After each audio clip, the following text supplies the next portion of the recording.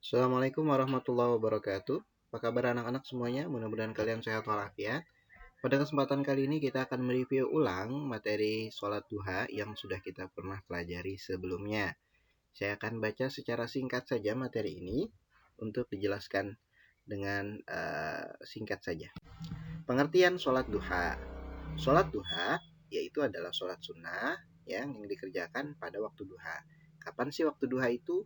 Waktu duha adalah tatkala matahari sudah mulai naik kurang lebih 7 hasta. Satu hasta itu adalah satu lengan orang dewasa yang panjangnya kurang lebih 45 cm. Jadi kali 7 aja kurang lebih ada 280 cm atau kurang lebih 3 meter tinggi mataharinya, ya. Nah, kemudian jumlah rakaatnya minimal sholat duha itu 2 rakaat, maksimal 8 rakaat. Nah, hukum dan syarat sah sholat duha. Hukumnya sunnah, sudah pasti ya, kita sudah pelajari. Adapun syarat sah sholat duha sama seperti sholat lain, seperti suci dari hadas besar dan kecil, suci badan, menutup aurat, menghadap kiblat, dan mengetahui waktu sholat tersebut. Kapan sih waktu pelaksanaannya? Ya, waktu pelaksanaannya dimulai sejak matahari condong naik hingga condong naik ke barat, ya, atau ketika matahari sudah tinggi dan mataharinya sudah mulai terik. Kalau dilihat dari waktu jam Indonesia, sekitar 20 menit setelah matahari terbit. Contoh, matahari terbit jam 6, maka sholat duha bisa dilakukan jam 6 lewat 20 menit. Ya, misalnya matahari terbit jam 6 lewat 10, berarti sholat duha bisa dilakukan jam 6.30. Seperti itu ya, ditambah 20 menit dari matahari terbit. Dan waktu terakhirnya yaitu adalah 15 menit sebelum zuhur. Misalnya zuhurnya jam 12, maka sudah tidak boleh sholat duha terakhir itu jam 11.45. Seperti itu ya. Dan waktu yang paling utama sholat duha adalah seperempat siang, kurang lebih sekitar jam 8.30 waktu Indonesia Barat. Nah, pada masa Rasulullah, waktu duha itu ditandai dengan padang pasir yang mulai terasa panas dan anak unta mulai kepanasan. Nah, kapan tata cara sholat duha?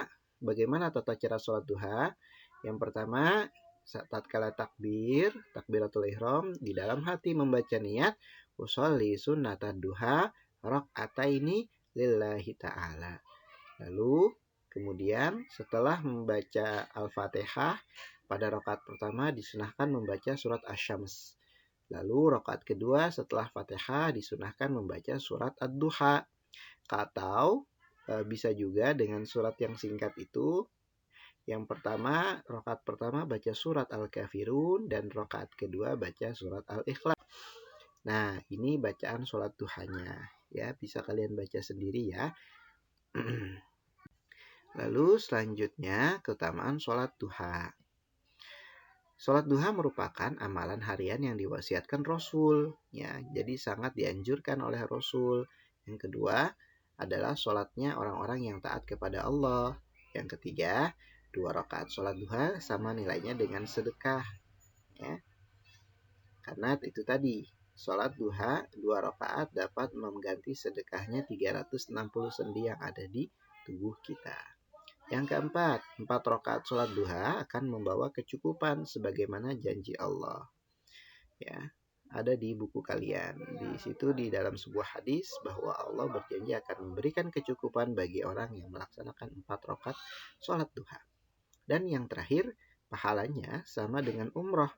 Jika sholat subuh berjamaah di masjid, kemudian zikir sampai nunggu waktu duha, lalu dia sholat duha, itu pahalanya sama dengan umroh. Ya, selanjutnya tugasnya tolong tulis di buku tulis. Ada 10 soal. Ini 5 soal pertama, bisa di pause videonya. Ya. Lalu ini soal yang 5 soal selanjutnya, ada 10 total. Ya, bisa kalian pause videonya, nanti kalian sambil tulis, oke? Nah, untuk form jawabannya nanti saya sertakan di Google Classroom. Terima kasih. Assalamualaikum warahmatullahi wabarakatuh.